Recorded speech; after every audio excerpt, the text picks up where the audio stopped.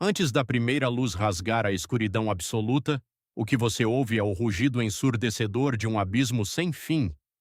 Não há terra firme sob seus pés. Não há ar para respirar. Apenas o peso esmagador de um oceano cósmico primordial. Você está imerso no Terron, o abismo hebraico, uma vastidão negra, gélida e violenta que ruge na mais completa solidão. De repente, uma vibração violenta sacode o nada. Um vento impetuoso, avassalador e invisível começa a varrer a superfície dessas águas tempestuosas. É o Ruach Elohim, o sopro divino, movendo-se no escuro. Você sente o cheiro de ozônio e o magnetismo estalar no vazio absoluto, segundos antes de a eternidade ser invadida por uma ordem que mudará tudo para sempre. O vazio primitivo e o conceito de Tohu Vabohu. Imagine-se flutuando em um cenário onde o tempo ainda não foi inventado. A matéria existe, mas não tem propósito, forma ou contorno. Na antiga mentalidade semítica expressa no texto original de Gênesis 1, 2, esse estado inicial é descrito por duas palavras que ecoam como um trovão poético: Tohu Vabohu. A poeira cósmica e as águas primitivas não são elementos de uma criação já finalizada, mas a matéria-prima bruta esperando o toque do arquiteto. Para os povos do Antigo Oriente Próximo, o pior cenário imaginável não era a ausência de matéria, mas a ausência de ordem. Você caminha em sua imaginação por um deserto que não tem norte, sul, relevo ou fim, um caos estéril. As águas que você sente bater contra o nada não são a água doce que sacia a sede, mas o mar enfurecido, o símbolo máximo das forças caóticas que os povos antigos tanto temiam. Na cultura judaica antiga, esse oceano primordial, o Terron, está linguisticamente ligado a antigas raízes semíticas que evocam profundezas inexploradas e perigosas. No entanto, ao contrário dos mitos das nações vizinhas à antiga Israel, onde deuses lutavam contra monstros marinhos para organizar o cosmos, aqui você testemunha algo muito mais imponente. Não há batalha. O abismo ruge, mas está perfeitamente submisso, aguardando uma única palavra. A teoria do intervalo. Ruínas de um mundo esquecido. De repente, a narrativa ganha uma camada de mistério profundo que tem intrigado eruditos e teólogos ao longo dos séculos. Você é levado a olhar mais de perto para a transição entre o primeiro e o segundo versículo de Gênesis.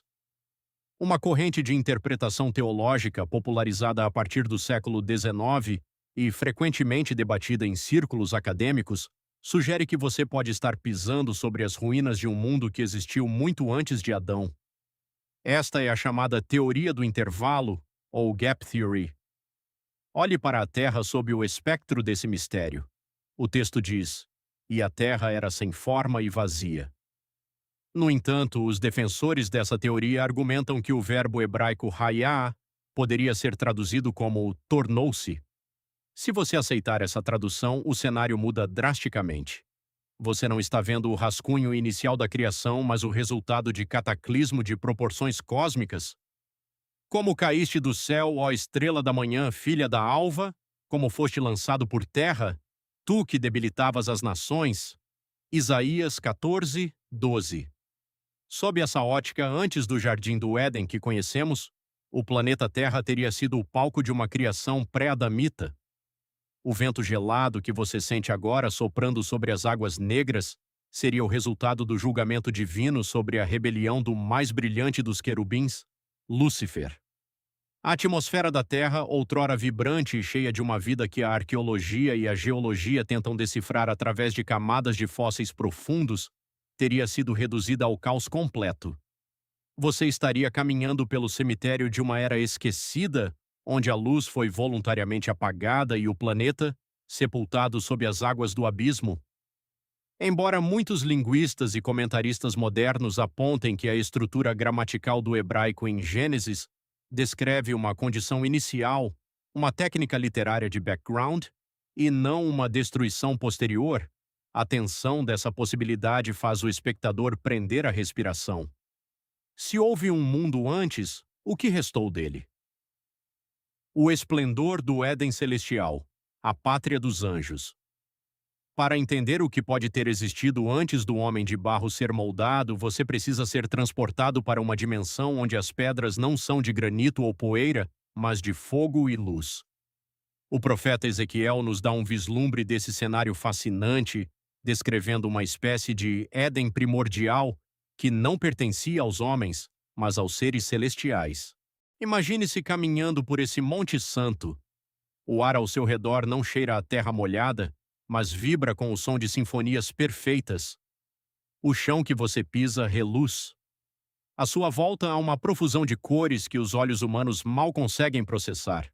O vermelho profundo do sárdio, o brilho dourado do topázio, a transparência mística do diamante, o verde profundo da esmeralda.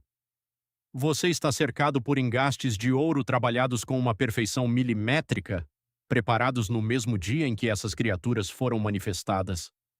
Neste cenário de pura opulência espiritual, uma figura se destaca. Você observa o selo da perfeição, um ser cheio de sabedoria e perfeito em beleza. Ele caminha no meio das pedras afogadas em fogo. Cada movimento dele reflete a glória do próprio Criador. Não há templos de pedra aqui. O próprio ambiente é a manifestação da presença divina.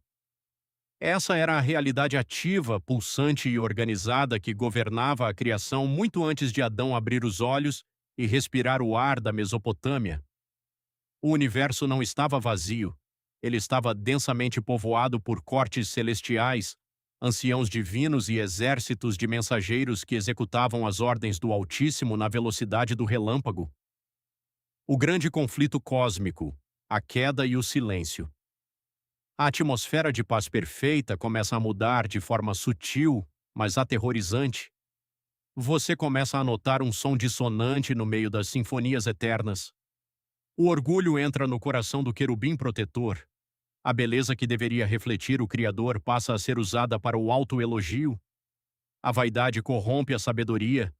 O cenário de luzes e pedras preciosas se transforma em um campo de batalha espiritual. Textos da tradição profética e passagens preservadas em manuscritos antigos, como os encontrados nas cavernas do Mar Morto, pintam esse momento com cores dramáticas. Você vê o momento em que a terça parte das estrelas do céu, uma metáfora para as hostes angélicas, decide seguir o rebelde. A harmonia do cosmos é quebrada. O som de espadas espirituais e o choque de vontades ecoam pelas dimensões. O rebelde quer erguer o seu trono acima das estrelas de Deus, quer ser semelhante ao Altíssimo, mas o resultado é imediato e devastador. Não há impasse no tribunal do universo. Você vê o relâmpago cortar os céus, a criatura perfeita é expulsa do Monte Santo, destituída de seu brilho original, profanada no meio das próprias pedras de fogo que costumava governar. O silêncio que se segue à queda é sepulcral. A criação física reflete esse desastre espiritual, mergulhando na escuridão profunda do Tohu Vabohu, que encontramos no início de Gênesis. A perspectiva das culturas vizinhas, o contexto do Antigo Oriente Próximo. Para compreender verdadeiramente o peso do que está sendo narrado, você precisa se sentar ao redor das fogueiras das civilizações que cercavam o antigo povo de Israel. Os arqueólogos, ao escavarem as bibliotecas de argila de Nínive e da antiga Babilônia, descobriram textos como o Enuma Elish, o mito de criação babilônico. Ao ler esses tabletes milenares, você percebe o contraste brutal que moldou a identidade cultural e teológica dos antigos hebreus. Imagine-se nos palácios da Mesopotâmia, ouvindo os sacerdotes cantarem sobre como o mundo surgiu da carcaça dilacerada de Tiamat, a deusa monstro do oceano caótico, morta pelo jovem deus Marduk após uma guerra sangrenta. Nesses mitos, a humanidade é criada quase como um acidente, um pensamento tardio para servir de mão de obra escrava para alimentar os deuses cansados. Quando o texto de Gênesis foi escrito e lido no contexto do deserto e das terras de Canaã, ele funcionou como um manifesto revolucionário. Você não vê deuses brigando pelo controle do sol ou da lua. Você não vê o Criador suando ou temendo as forças do abismo. O Deus da Bíblia apenas fala. O Tehom, que para os babilônios era o monstro Tiamat, aqui é apenas água inanimada, uma substância física que obedece sem questionar. O contraste histórico mostra que, antes de Adão, a soberania absoluta já estava estabelecida. O caos não é um rival de Deus, é apenas a tela em branco onde ele está prestes a pintar a sua obra-prima. O clímax, o momento da transição para a criação humana. O abismo continua escuro, as águas continuam a rugir no vazio, mas o tempo do silêncio e do julgamento cósmico chegou ao fim. Você sente a expectativa no ar. O Espírito de Deus, que pairava como uma águia sobre o ninho, cessa o seu movimento de espera. O universo físico está prestes a ser reordenado, não porque Deus precise de uma morada, mas porque ele decidiu criar um espaço de comunhão. Imagine o choque de energia que atravessa o nada quando a voz eterna quebra o silêncio de eras. Esta não é a luz do sol, que só aparecerá etapas mais tarde, mas a própria emanação da ordem divina invadindo o caos. A escuridão recua, o abismo se abre para dar espaço aos oceanos e à terra seca. O cenário está sendo limpo, decorado e preparado como um palácio real. As estrelas voltam a cantar, mas agora observando o surgimento, a luz recém-criada corta a densidade do abismo, separando o dia da noite em um ritmo cósmico que o universo jamais esquecerá. Você agora testemunha os elementos se movendo como gigantes obedientes. As águas superiores se separam das águas inferiores sob a abóbada do firmamento. O oceano primordial se recolhe com um estrondo monumental, expondo a rocha nua, a terra seca que emerge fumegante e úmida. O solo, outrora sepultado sob o julgamento do caos ancestral, agora é ordenado a produzir vida. Matas densas, florestas verdejantes e sementes rompem a terra em uma velocidade sobrenatural. O cheiro de terra molhada e oxigênio puro substitui o antigo odor de estagnação e enxofre das eras passadas. O planeta está pronto, o palácio está de pé, o conselho divino e a criação do trono terreno. Você é levado a um momento de silêncio solene nos céus. Os exércitos angélicos que sobreviveram à grande queda observam fixamente. Ao contrário do que aconteceu nas eras anteriores, onde as ordens foram dadas à matéria inanimada por decretos diretos, agora há um diálogo íntimo no coração da divindade. Uma decisão que mudará o destino do cosmos para sempre.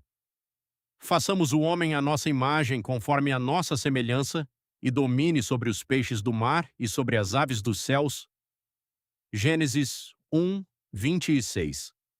Sinta o peso teológico e histórico dessa frase no contexto da cultura judaica antiga. Para os povos vizinhos de Israel, apenas os reis e imperadores eram considerados a imagem de um Deus na terra, governando com mão de ferro sobre os camponeses. Mas aqui você ouve que a própria essência humana, todo e qualquer homem e mulher, é designada como portadora da imagem do Rei do Universo. A terra, que antes de Adão era um deserto gelado ou o cenário de uma rebelião espiritual, é transformada no território de um novo vice-regente. Adão não é criado para ser um escravo nos canais da Mesopotâmia, como ditavam os tabletes do Enuma Elish. Ele é coroado com glória e honra para governar o reino físico em nome do Criador. O toque no barro. O nascimento da consciência. A cena se desloca para o solo fértil de um jardim plantado no Oriente, na região onde os rios Tigre e Eufrates ainda desenham seus caminhos na história. O arquiteto do universo se inclina sobre a poeira da terra, sinta a textura da argila vermelha, o Adamá, de onde o primeiro homem extrairá seu nome. Não há mágica distante aqui, há uma intimidade profunda, quase artesanal. Você observa a forma inanimada de Adão deitada sobre a relva perfeita do Éden. Ele tem veias, músculos e ossos, mas é apenas uma escultura perfeita de carne e osso. O universo inteiro prende a respiração. Então o Criador se aproxima daquela face de barro e sopra em suas narinas o Nishmat Chaim, o fôlego de vida. O efeito é imediato e avassalador. O peito de Adão infla abruptamente. O sangue começa a pulsar em suas artérias, seus olhos se abrem, focando pela primeira vez a luz do sol filtrada pelas folhas das árvores do jardim. Ele ouve o canto dos pássaros, sente a brisa suave da tarde tocar sua pele, e ao olhar para cima, a primeira coisa que sua consciência registra é a face do seu Criador. O vazio que existia antes de Adão é preenchido pela primeira vez por um coração humano que bate em perfeita comunhão com o Eterno. O propósito do Éden e a sentinela do tempo. Ao caminhar ao lado de Adão pelo jardim, você percebe que o Éden não era apenas um pomar de árvores frutíferas, era o santo dos santos da criação terrena. Na antiga mentalidade semítica e nos paralelos literários encontrados nos textos do Antigo Oriente Próximo, um jardim bem irrigado, repleto de pedras preciosas e ouro, como o texto bíblico faz questão de mencionar sobre a terra de Havilá, era a representação física do palácio de um rei. O Éden era o templo onde Deus caminhava na viração do dia. Adão recebe a tarefa de lavrar e guardar o jardim. No hebraico original, as palavras utilizadas são abad e shamar. Estes são os mesmos termos técnicos que, séculos mais tarde, seriam usados na lei mosaica para descrever o dever dos sacerdotes no tabernáculo e no templo de Jerusalém, servir e proteger o espaço sagrado de qualquer profanação. Adão era o sacerdote da criação. Ele estava ali para garantir que o caos, o vazio e a escuridão que outrora dominaram a terra, antes de sua criação, jamais voltassem a cruzar as fronteiras daquele santuário terrestre. Ele guardava o portal entre o mundo visível e o invisível. Reflexão espiritual e histórica. O legado do vazio. Ao olhar para trás, contemplando desde o rugido do abismo escuro do Tohu Vabohu, passando pelo brilho das pedras de fogo do Éden celestial, até o sopro de vida nas narinas do homem de barro, você é confrontado com uma das maiores verdades da narrativa bíblica.